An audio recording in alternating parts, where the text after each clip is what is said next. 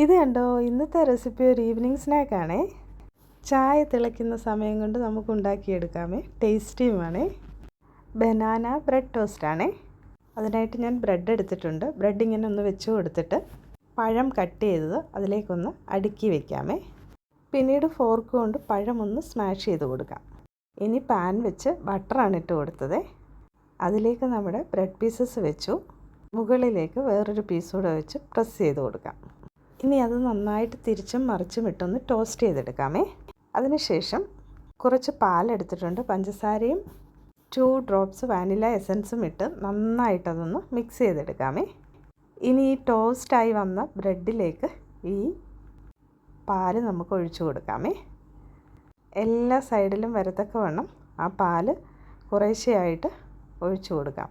Bread തിരിച്ചിട്ട് വീണ്ടും അതുപോലെ തന്നെ ചെയ്യാം.